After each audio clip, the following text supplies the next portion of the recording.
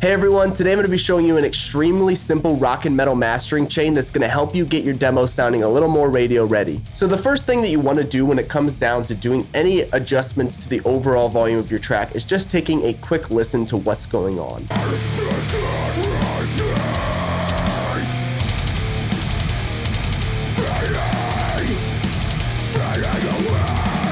So as you can tell, it's a very solid mix. There's not a ton of problem areas going on, which is what you want it to be when you get to the mastering stage. So we might do a little bit of EQ, but I think a lot of what we're going to be doing here is adding coloration and just really beefing up the mix. This is also pretty much what I would recommend if you're going to be trying to do a mastering chain on your tracking sessions, because you really don't want to go in there and have a bunch of cuts and really tweaking out the mix a ton on your mastering chain, because things are going to change as you progressively add to the song. All we're doing here is trying to get that song up to volume so that it sounds aggressive like you're going to hear in the final master, and you're not going to be guessing what the song's going to sound like. The first thing that we're going to add on here is a little bit of saturation with Virtual Mix Rack. I don't do a ton of it here, but I just like to add a little bit of color with this. I am using the 4KE on here, but we'll go through a couple settings and just see what sounds best.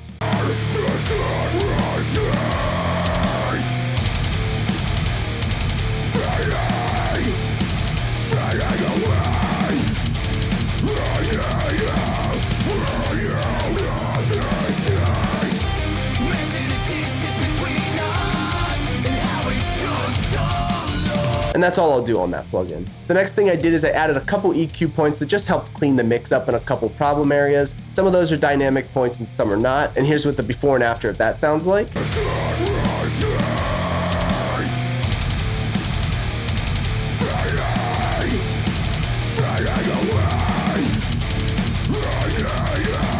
As you can tell, it's super subtle. I'm just doing a couple cleanups on resonances that I was kind of picking up on when I was listening to certain sections of the song. That's why some are also dynamic, because it just helps clean those spots up only when needed. The next move I did on here was a C4 on the low end. This is something that some people apply to their mix buses, and all this plugin's doing is helping you clean up that low end just a little bit more before you go into your final limiter or clipper, which in this case we'll be using a clipper.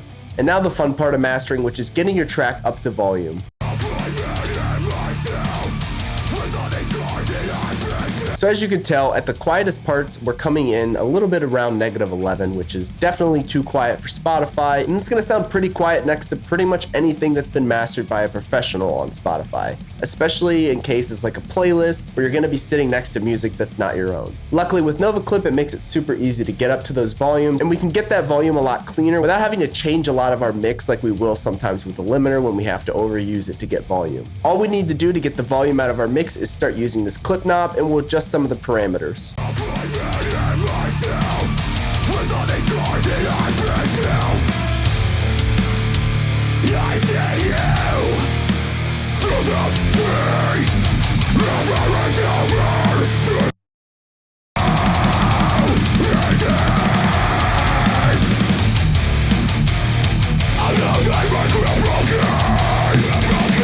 I want to add a little bit of saturation, so I use the THD knob to bring in a little bit more of that.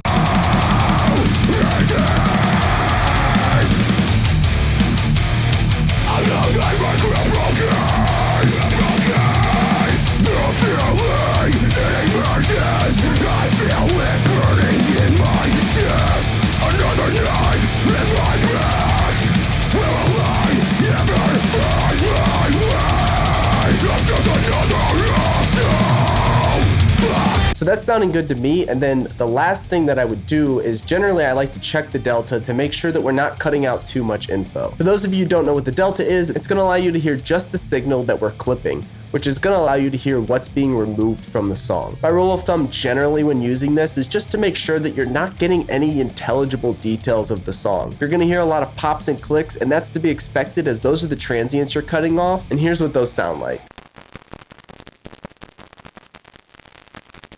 Now obviously I showed you guys in a blast beat section, so it was a lot more aggressive, but all you're hearing is a pop and click, and you're not really hearing anything intelligible, which means that we're not killing the drums and we're not really neutering the master too hard. Obviously you need to pay attention with your ears and just make sure that things aren't distorting or sounding weird, but the delta is a great way to be able to check and just make sure you're not doing too much to your signal. Here's an example of how it sounds when you start going too far.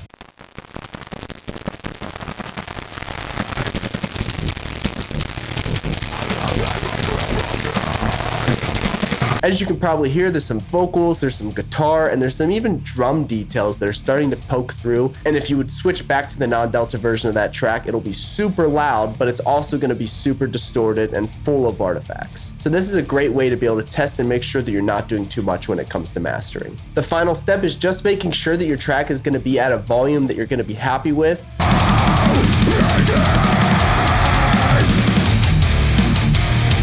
As you can see, we were sitting around -5 LUFS, which to me is perfectly in line with a lot of the references that I'm mixing and mastering against all of the time. And that's a super common volume that you can come to expect in a lot of playlists for rock and metal. And if you want to try this out yourself, you can do so for free for 7 days, linked in the description below. NovaClip is our brand new plugin, and we were super excited to put this one together, and I've been using it on pretty much all of my mixing and mastering work lately. I am super proud of this plugin, and I think you guys are going to love it. And thank you again for checking this out. Let me know how you guys are mastering your songs below, whether it's for your tracking templates or whether you're doing a final master for your own band. Let us know below. I'd love to hear your process and nerd out with you guys. Thanks for watching and happy songwriting.